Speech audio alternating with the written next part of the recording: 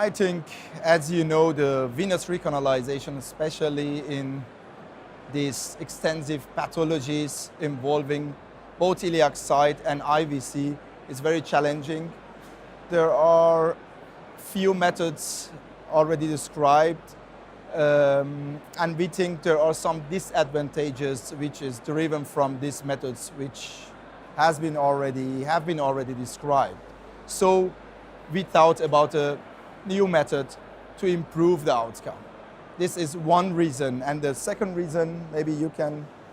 As we saw in other methods, we have actually we should sacrifice something upon reconstructing this confluence. That means either we jail the other side or we lose the stent structure pattern while we put both in another stent. Then we have a dead space there, and that will cause some changes in hemodynamic, and we have dead space there or concurrence between two stents, and they may cause the patency or outcome of the intervention worse or bad, worse than bad. Rethrombosis, exactly, the risk of the rethrombosis. And actually we thought about the reason of the stenting in venous, and it's not like the arterial part that we want to cover the pathology. We want to make sure that the vein remains open. And when we can do that with a little bit gap between the stents and be sure that the reconstruction will remain open, then we can change this structure a little bit and also be sure about the structure of the stent and also be sure about the confluence itself, that it remains open. So to conclude, the last issue he mentioned is skip segment, small skip segment in the chronic venous pathology. We think doesn't matter if it's a small segment, because there are differences between the venous pathology, the PTS, the post-thrombotic trabeculation, in comparison to the arterial disease, to the sclerotic disease. So leaving a small 1 to 2 centimeter skip segment in the confluence doesn't matter.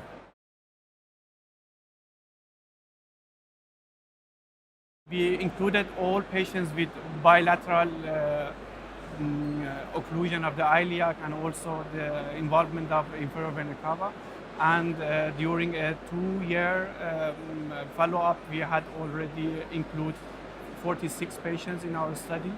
And the ratio between female and male was almost the same. They were all chronic occlusion patients, but we also added later on the patients with deep femoral vein thrombosis, acute thrombosis, that we perform lysis and then we put a stent inside. And the design, was it retrospective or prospective? Exactly. We take a look at patients that we had in the past, and also we now include patients that are coming also as a new patient. That means as a prospective part. As the main finding is that, first of all, the patency rate of this reconstruction is not at least less than other reconstruction. And the improvement of the clinical sign and symptoms of the patient is the same as other reported reconstruction. But we have this construction that may cause a little less amount of metallic stent in the vein, and also we are sure that the resulted reconstruction looks more natural and anatomical than the others. Regarding the physics. And the most important is skip segment in the post-thrombotic disease. If it's small, doesn't matter.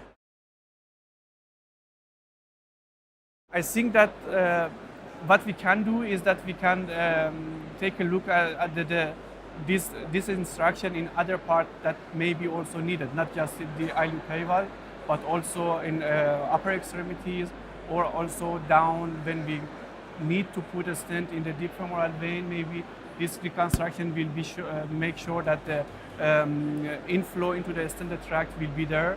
And also it may also give us a clue that maybe in some parts that we have huge branches or the contributors like renal vein or internal vein, maybe we can make a gap there. And the other thing is, I think regarding now some new researches which is running, for example, the research of Lowell Kapnick regarding the aspect ratio of the shape of the stent. So I think we have to look for the results of these studies to make a conclusion which way of the IVC confluence reconstruction will be the best. And I think it would be very beneficial to have a comparison of these 2-3 accepted methods of reconstruction of IVC confluence to say this is the best way to perform the reconstruction.